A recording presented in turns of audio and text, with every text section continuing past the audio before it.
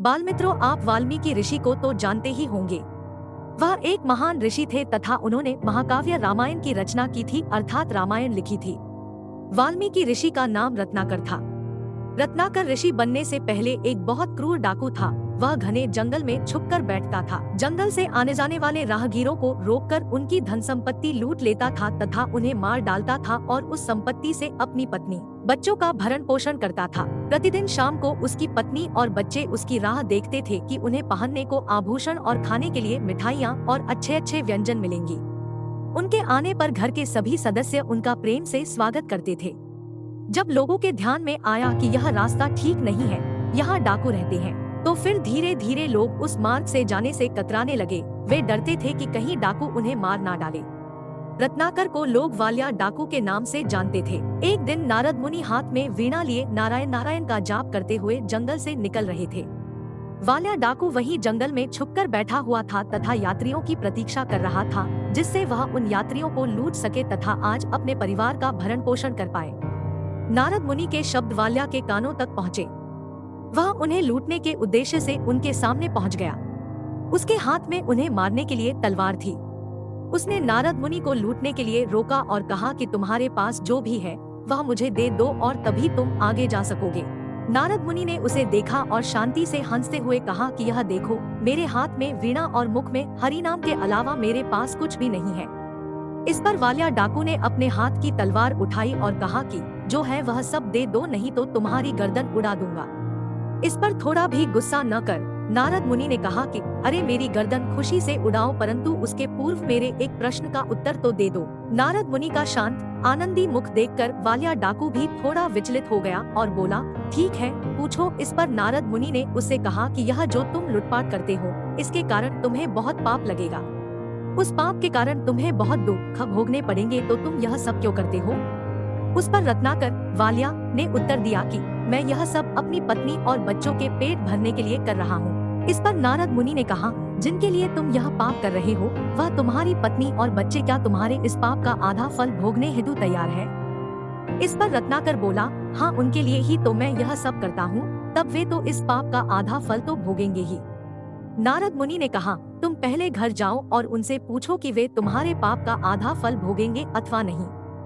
यह सुनकर रत्नाकर वालिया ने थोड़ा विचार किया और कहा कि जब तक मैं घर से इस प्रश्न का उत्तर नहीं लेकर आता तब तक तुम यहीं पर रहना और कहीं भागने की कोशिश न करना। वह अपने घर की ओर चल दिया। घर जाकर उसने अपने पत्नी बच्चों से पूछा कि मैं प्रतिदिन तुम्हारे लिए लोगों को लूटता हूँ, मारता हूँ, इसके कारण मुझे जो पाप लगने वाला है, क्या उस पाप का आधा फल तुम भोगने के लिए तैयार हो?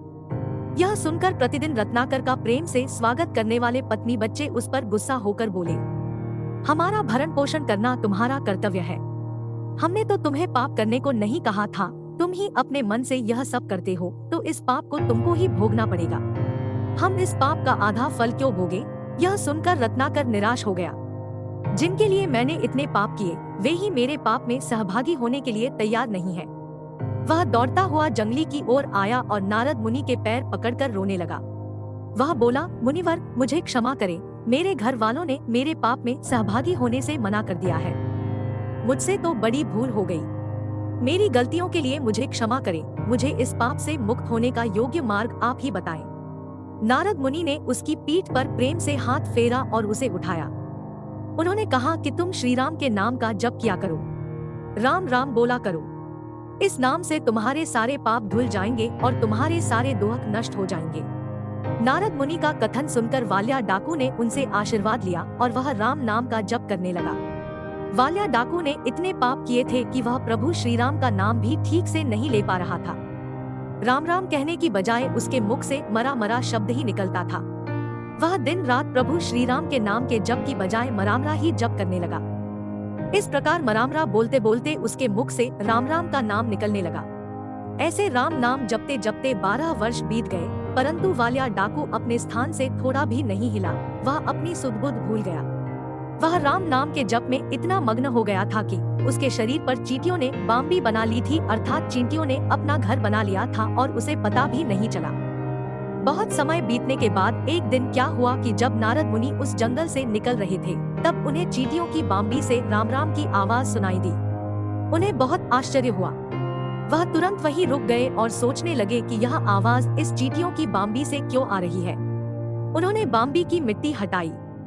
तब उन्हें रामना में मग्न रत्नाकर दिखाई दिया। रत्नाकर को देख उन्हें बहुत आनंद हुआ। उन्होंने धीमे से रत्नाकर को पुकारा। रत्नाकर ने धीरे धीरे अपनी आंखें खोली तो उसने अपने सामने नारद मुनि को देखा और उसे बहुत आनंद हुआ। उसने उनके पैर पकड़े और उनकी आंखों से अंश्रु की धारा बहने लगी, जिससे उनके चरणों का अभिषेक हो गया। नारद मुनि ने उनको उठाया और शांत करते हुए कहा कि उठो, अब से तुम डाकू रत्नाकर नहीं, अब से सारे लोग तुम्हें वाल्मीकि ऋषि के नाम से जानेंगे। आगे जाकर वे वाल्मीकि ऋषि के नाम से प्रसिद्ध हो गए। बच्चों, वाल्मीकि ऋषि के उस रामायण का आदर्श हम सभी अपने जीवन में मानते हैं। हमारे वीडियो को देखने के लिए धन्यवाद। अगर आप हमारे वीडियो को पसंद करते हैं तो कृपया हमारे चैनल को सब्सक्राइब करें और हमारे वीडियो को लाइक करें।